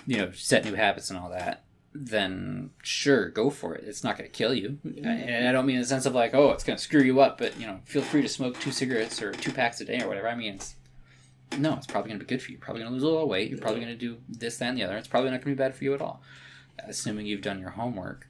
There have been a lot of people who are healthier for doing a carnivore diet. Sure. Jordan Peterson is a famous example. He got on a carnivore diet, and as far as I know, still is. Hasn't said otherwise. But what was his diet before? I have no idea. Neither do I. Yeah. And so, sure, it improved his life, but what was he improving it from? What was he eating before? I mean, he might have been eating, Oreos are vegan. Mm-hmm. Not to say that's the case, but... Yeah, I don't know for sure what he was eating. But, he lost a ton of weight. He did. By doing it, and he said it also helped a lot of other psychological issues in his life. And he had inflammation problems that he got rid of. Yeah. His daughter was also on it, and she got rid of her arthritis by going carnivore. Yeah. So, it's crazy that you mentioned that. I'm not saying that it's not true or anything, but I know people, well, one example is my sister. My sister went on a vegan diet, and she lost, I think 25 pounds in, 3 months. Yeah. And she ate a lot, too. But she lost 20, and she also had, this hip sciatic nerve problem. Mm-hmm. And that's, 90% gone away, too. Which is great. On vegan diets that actually got healed from, cancer and stuff. I believe it. Mm-hmm. So, I think at the end of the day, it kind of depends on your genetics. It depends on your genetics. Yeah. So you got to find what works for you, and not just read something off the internet and go with it. Right. Or listen to 3 random dudes. Or listen to us. Is you got to do the research yourself, and you got to listen to your body is the most important thing. Yeah. I was gonna mention this also, Malcolm. What would you say about people like the Eskimos? A lot of civilizations. I think that ends up falling under genetics. I'm not Malcolm, but I think that falls under genetics. Right, and I would agree. But you seemed to have made a general statement earlier that human beings do better when their diet is mostly plant-based. And it goes in genetics. I think Eskimos, if their ancestors have been eating fish their entire life, basically just meat, yeah, then and lots of fat. Their genetics have adapted to that. Yeah, and that goes back to what I said earlier about sometimes you just got to eat what your ancestors ate. So there's some truth. There's some truth to that. But at some point, can't you also eat things that you may not be adapted to eat in the hopes that later generations will adapt to eating it?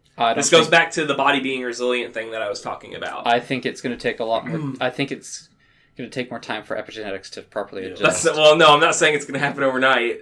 I said generations later. Yeah. I think it's going to take a lot of generations doing that. Yeah, I think so too. Because when you talk about Eskimos, and how many generations have they been there?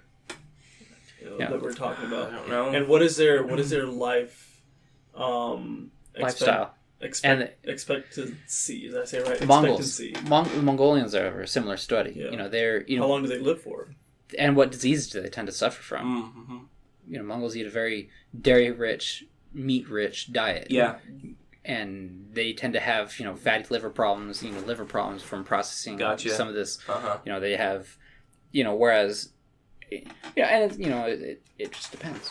It Okay. depends. What's the first ethnicity, or not talking about nationality, but ethnicity or culture that comes to mind when I talk about people that have lived, a lot of people have lived in their hundreds before dying? Japanese. East Asians, right?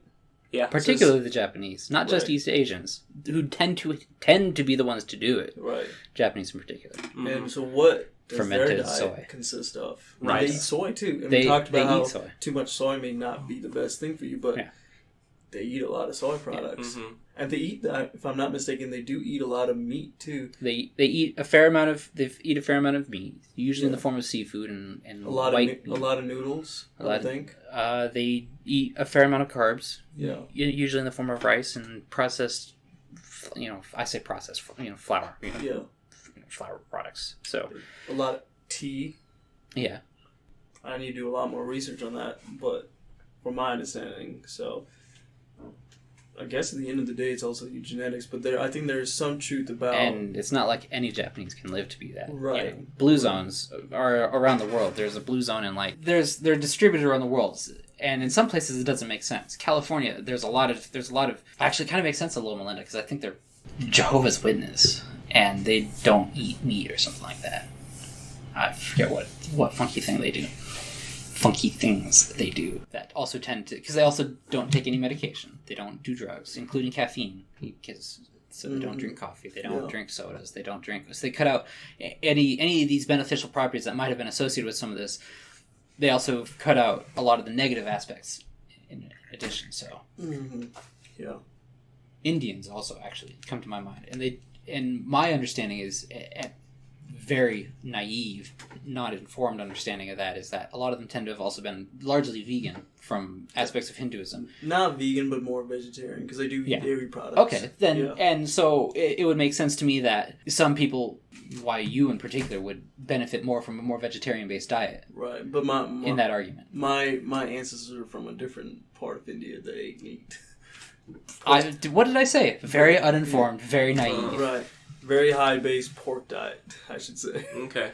It goes back to your genetics, but also goes back to doing your own research. Yeah. And probably your best bet is eating a balanced diet. Yeah, that's certainly the safest bet. Mm-hmm. Yeah, and don't necessarily just listen to whatever they say. Oh, blah blah blah, food pyramid. Yeah. Turns out food pyramid's terrible for you. Yeah. Mm-hmm. The thing that annoys me the most about vegans. They will let you know. No, I wasn't going to say that, actually.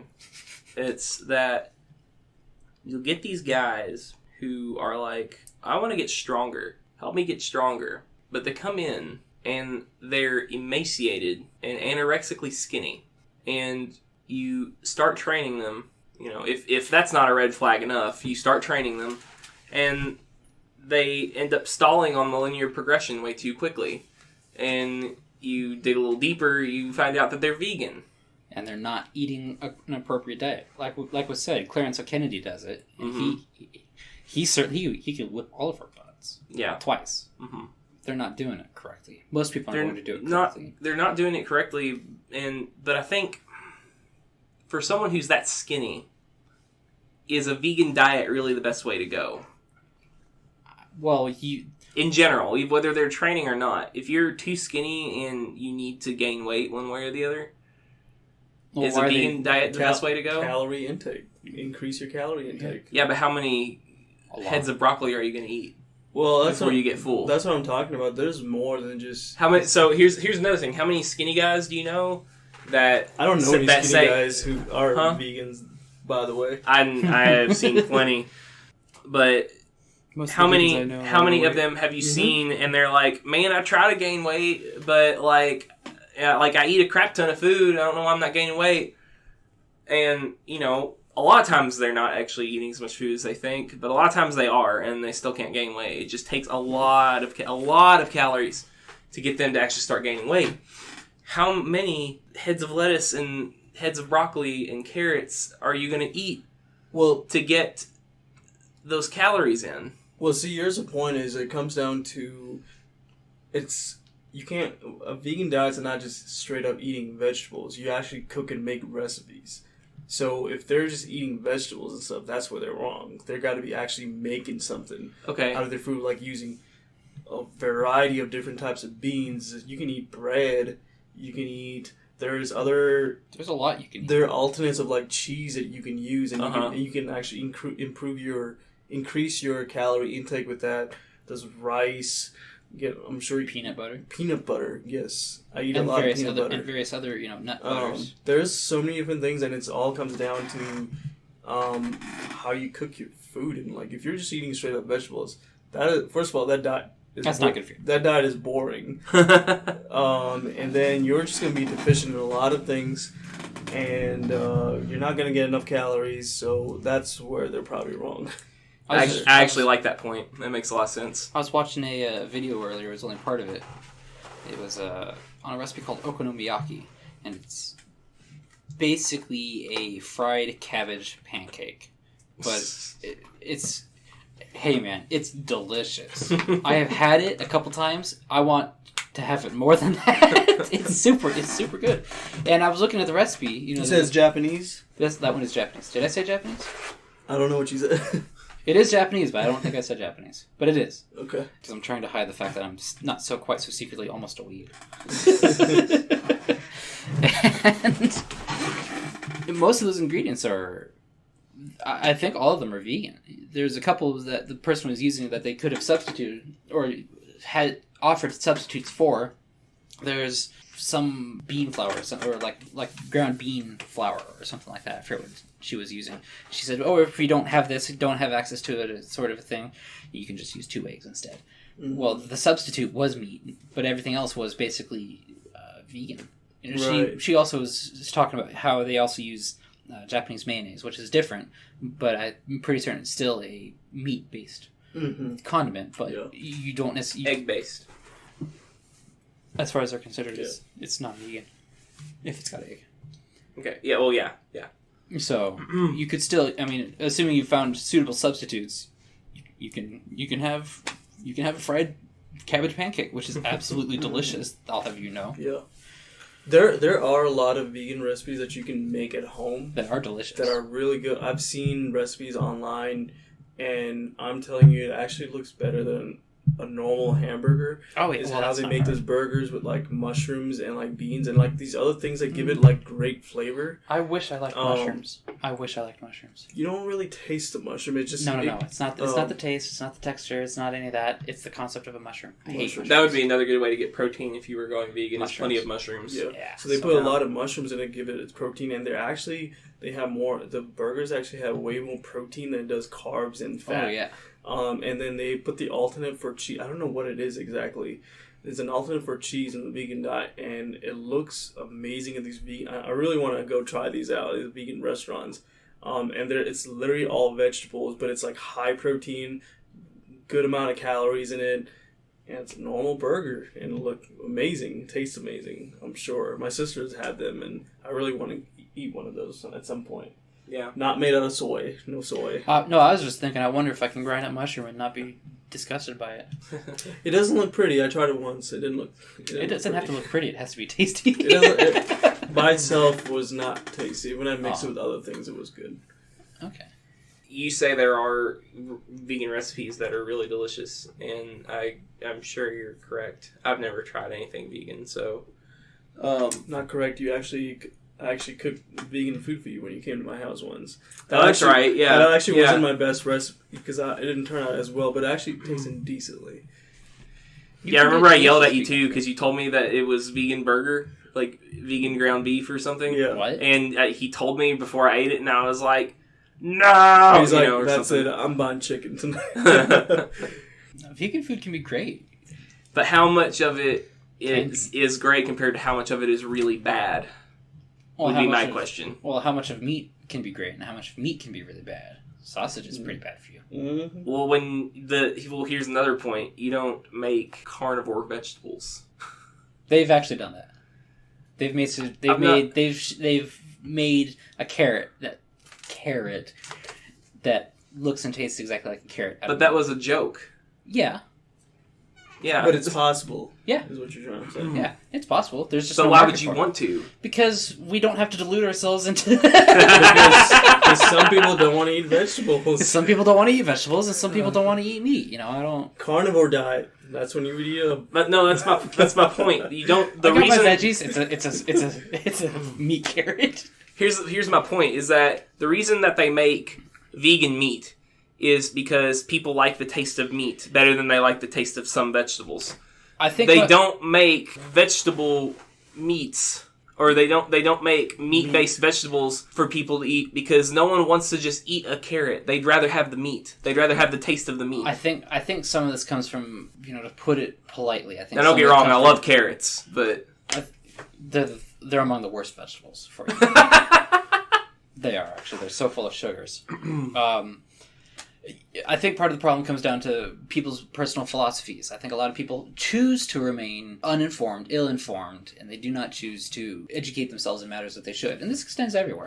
It's not like we don't do it either. We do, but I just mean...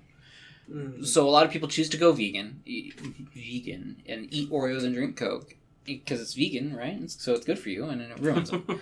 I think a lot of people choose to... they make all these decisions because, it's vegan, so it's automatically good for you. And that's what I think where a lot of the demand comes from for some people, because it's the easy option. They don't have to put any effort into it. They don't have to do anything. If only life was that easy. If life was that easy, I'd do it. Mm-hmm. It's not that easy. Yeah. I think that's one reason why there's as much vegan stuff as there is. However, how many people are actually, tied to some philosophy that endorses veganism? I think it's a lot less than the number of people who are vegan or claim to be vegan. Yeah.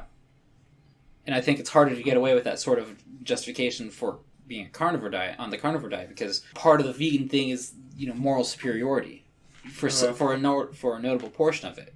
Yeah. You don't find anywhere near as many people on the carnivore diet that have the same moral hang-up. Right. And I think that explains some factor. Which makes me like those people even more than I think it explains the vegans. I think it explains some of the market factors as to why veganism is a big, why vegan burgers are a thing, but meat broccoli isn't.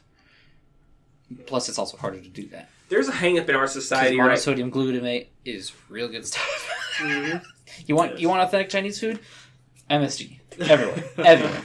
Right. There's a hang-up in our society right now where I think a lot of people, as they transition from childhood to teenage to adulthood, they kind of slowly but surely realize that there's something imperfect about them and that morally they've done wrong things. And something in them tells them they need to atone for that. And how they choose to atone for it, though, does not reflect how you should. If that makes sense. It's like they choose what's convenient for them. Yeah. What makes them feel good. Yeah. As their atonement. Why do you think most people aren't Christian? Yeah. Exactly. Why do you think there are so many vegans? That are not Christian? That are or are not. I don't know that it really matters. And why do you think there are so many social justice types coming out of the woodwork right now? Because they don't want to be Christian. But they want to feel some sense of moral superiority or moral. They want some sense of moral superiority. They want some power. They want some personal gratification, and they want to do what they want. Yep. They don't want to be. They want to feel better about themselves. Yeah. Not necessarily actually be better. Yes. So. Now, to be clear, Malcolm, you're not vegan. No. For one thing, you're not full-fledged vegan right now. You kind of try to eat vegan when you can, but you have meat when you kind of want it. I basically see it this way. I'm just trying to limit as much dairy and animal-based products as much as possible. Right. So, that's pretty much it. Right? Yeah. I did try for 4 weeks, but I realized how much I miss meat products. But I also noticed a difference in my body. I just felt a lot healthier. Yeah. I don't know if it was more of a mindset thing. Maybe it was. Maybe it wasn't even physically at all. It could be placebo, but I'm not going to say one way or the other. Placebo is a big deal too. Yeah. But they've done funny steroid studies, involving placebos and actual steroids. Yeah. And it's not as radical as you would think. Yeah. It's a notable difference, but it's not. Right. But you don't. So you try to eat vegan, but you don't find any sense of moral rightness in eating vegan. This is what, from going on that diet, this is what I've come out with, I would say. Mm-hmm. Is now I eat a lot more fruits and vegetables and I do eat meat. Sometimes it might even be 5-6 days a week, but I've increased my fruits and vegetables intake, which has helped me a lot, and I have been more controlled animal-based consumption, where I'm not just eating meat 3 times a day every single day, because you got to eat everything. That's why we talked about having everything in a balanced diet. Yeah. So if anything, I've come out with a more balanced diet from this diet, from a vegan diet. I've come out with a more balanced diet. That's it. But do you think that it's morally right or wrong to eat a certain way? Morally, Yeah. are we talking? No. Okay. No. Right. So that's a good distinction. Like, I don't care if someone wants to eat vegan. The only time I get upset with vegans is when they think that killing animals for the sake of eating them is morally wrong. Well, we kill animals all the time. People that take care insecticide. What I don't get is when people take care of that too.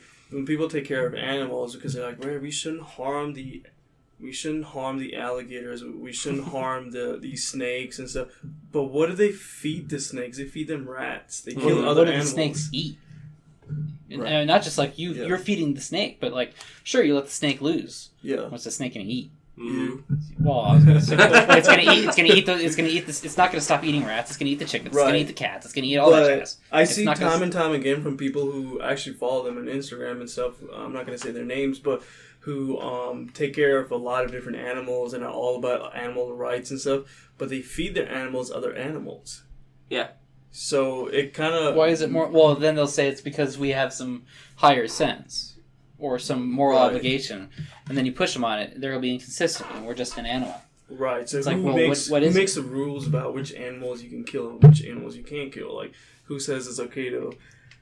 It's not okay to kill a cockroach, or it's okay to kill a cockroach then. So it kind of comes down to that. Like, I'm going to kill a cockroach if it's in my house. Most everything is inconsistent. Right. So I don't think it's morally anything to eat any diet. You just eat what you want to eat. I know I need to eat a better balanced diet. I need to eat more carbs, honestly. I don't remember the last time I saw you eat a vegetable. I have had veggies recently. Pea soup. Okay. I don't eat enough carbs. I probably do not have enough vegetables. I have, a daily multivitamin and all that jazz, but that's to supplement. Mm-hmm. That's not to replace. And, currently it's being used to replace, and that's not what it's for. Well, the multivitamin doesn't take care of the glycogen you're missing. For one. Yeah. So, hence the more carbs. Yeah. And, I either need, if I'm going to do that, if I'm going to pull that trick, I either need to do keto or carnivore. Mm-hmm. And that's a commitment I don't necessarily want to make. Or I need to just eat a better balanced diet. And I do not. And I need to. And so oatmeal in the morning would help. Or eggs. Cereal. Or cereal. I think for somebody who's not, actively trying to lose weight, just a bowl of cereal, if it's, Raisin Bran or... I prefer oatmeal over that. Yeah. What is the benefit of carbs for training? Energy now. Energy now. So that's why if you're on the keto diet... I think that with carbs, not just energy, but also, helps in building muscles. Yeah. Like I was saying, your muscles store glycogen and, use glycogen to ATP and all that. Right. But it does increase the muscle size if there's a lot of glycogen stored in them. Which is the joke, the stereotype about bodybuilders starving themselves a couple days ahead, 2 or 3. I think especially if you're strength training, specifically, that carbs help a lot. Just because you are expending a lot of energy at one time. Yeah. When you're training. And the more carbs you have, the easier it is to push into those long workouts. If you're only working out 3 days a week, you may end up training 2-3 hours at some point each day to keep making progress, and you're going to need fuel source for that. Just because protein and some of the fats and the micronutrients and all that, and the macros, or some of the macros are used to build the bridge, doesn't necessarily mean that the equipment that does it doesn't run on carbs. Right. Doesn't run on glycogen because it does. Yep. You can use ketones, but it's longer and more involved. It's not as biologically efficient. You also have to stay on a keto diet without eating any carbs for a certain amount of time, like to days. even get on there. Yeah, before you even start using ketones. Yeah. So and it's just a whole involved thing, and we don't need to really go into it much. Protein, obviously, is important for working out. What? Why would Protein. Protein. I'm glad I was not the only one thinking it. How much protein would you guys say someone needs? 17 kilos per kilo. Okay. I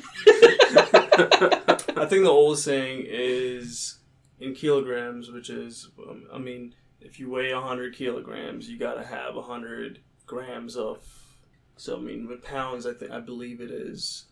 Oh, I'm sorry, but with kilograms, it's 1.5. So if you weigh 100 kilos, you need to have 150 grams of protein, and I believe in pounds it's 1 for 1, right? So 1 pound, one. That's what I've heard. 0.5 to 0.8, 0.1ish on the top. So what I've heard is anywhere between 1 and 2 grams per pound of body weight. That's a big difference. It is a big difference. Yeah. If you look at someone, and there's a couple different things going on here. You could take someone lean, a lean 250, and they're going to eat 250 grams of protein, or they could eat as high as 500. It's a big difference there. That's half a pound in just protein. Yeah.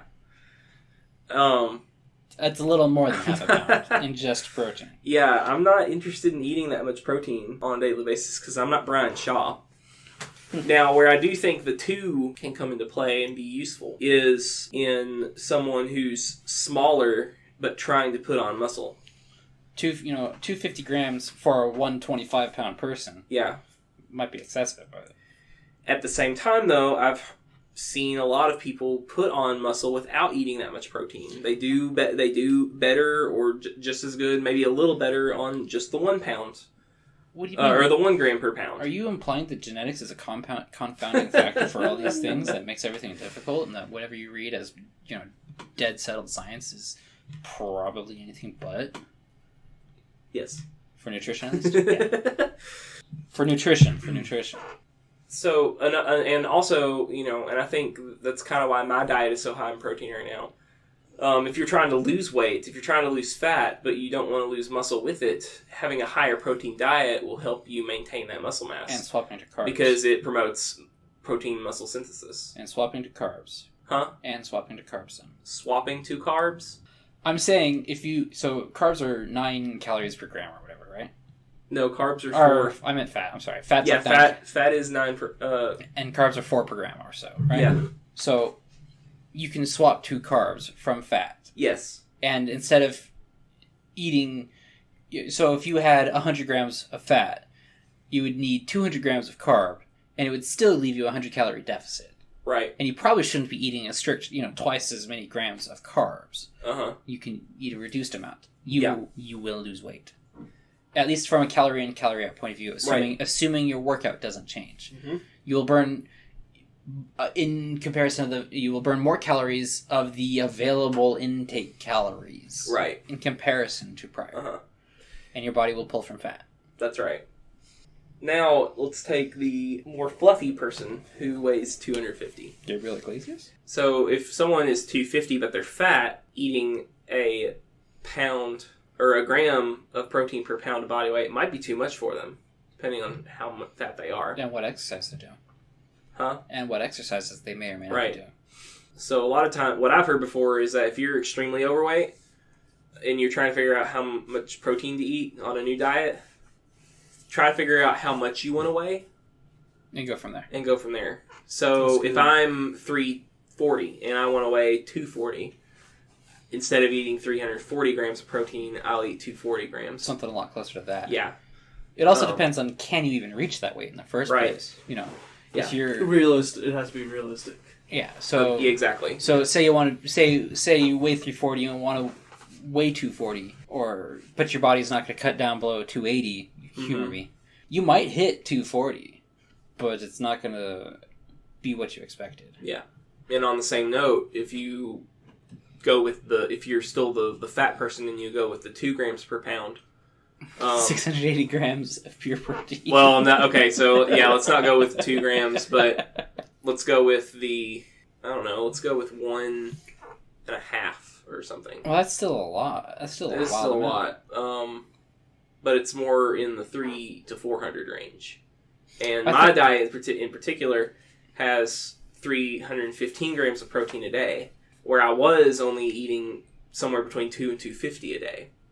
And I think here's the reason that the diet did it this way. Like I said, it's trying to keep that protein high to promote muscle protein synthesis. Yeah. That way I'll lose less muscle as I lose weight. Yeah. Because my overall calories are still down quite a bit. So, yeah. Well, I hope it's quite a bit. I have no idea what I was eating until now. I hadn't been tracking for quite a while. I told my friend to don't worry about recording any of the carbs. Don't worry about recording calories. Just write down, take a picture, record what you're eating and how much you're eating, kind of a thing.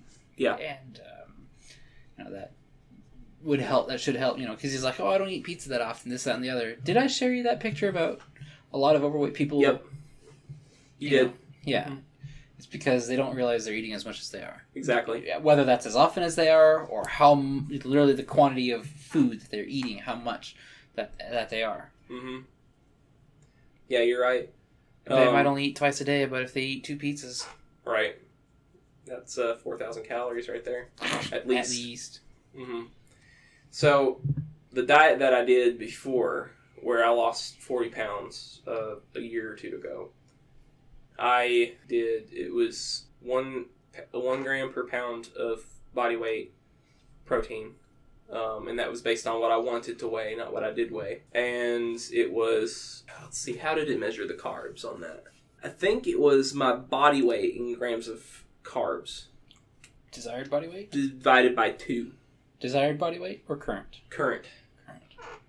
So... yeah, so current body weight divided by 2, that many grams of carbs, and then unmeasured fat. The idea being that the fat you're going to get is going to come along with the protein and carbs you eat, and it's going to come from oils and stuff, things that are hard to measure sometimes. So you just don't measure that, and it should level out to about what you need. So it was trusting that you are not abusing your macros. Yeah. Yeah. Which could work unless you're abusing your macros. Uh-huh. Oh, you also didn't count calories or macros from vegetables on this diet because there's just so few. That's what I'm talking about. Yeah. What role does fat play in training? Satiation, long-term recovery. Uh-huh. I was going to say it's also, I believe, a backup energy source. I think when your body's cracking up on fats, though, in the middle of your workout, you've already kind of bounced on the bottom, and you're going to be on the back foot when it comes to the rest of the workout's going to suck. Yeah, I would say if your body's starting to use fat for a weightlifting workout in the middle of the workout, then you didn't have enough carbs. That's what I would say. What if it's a faster workout, like in the morning? If it's a fasted workout, then that's a bit of a different story. That's different because the point at that point is trying to burn fat. Right. It's not to have an incredible workout per se. Mm-hmm. You very well might. I've had some of those workouts that not eating anything all day, get home so late. Some of those workouts were great. Yeah. I think that day I squatted 405 before COVID really happened. I think I didn't eat anything that day. Oh wow. Yeah, I don't know that the point of fat for working out is apparent to me. I don't think it really plays a huge part in the workout. Mm-mm. I think it's the outside the workout that is its main purpose. Yeah, I'd agree. Well, are we done, guys? Stick a fork in me. All right. All right, guys. We have reached the end of another Heroic Barbell podcast. Thank you guys for listening, and thank you, Malcolm, for being here. Yeah, Malcolm, thanks for coming. It was a pleasure. Hopefully we'll have you on again sometime. Of course. Look forward to it. Yep. He says that, but we got 7 more for today. Huh. This is the shortest. If you enjoyed this podcast, then please hit the subscribe button on YouTube. Leave us a comment letting us know what you think. We screwed up on. Yeah, please do, because we're not experts by any means. And please include sources and evidence. Uh-huh. It's not to say it's wrong, just it's good to have backup. Yeah. If you have a question, you can leave your questions at heroic.barbell.training@gmail.com. Just remember, guys, that if you shoot for the moon, the stars... It's shoot for the moon, and if you fail, you'll land among the stars. I'm changing it. It's shoot for the stars, and if you miss, you'll land on the moon. And from the moon, you can build another rocket ship to shoot for more stars. Thank you guys for watching. Have a good night.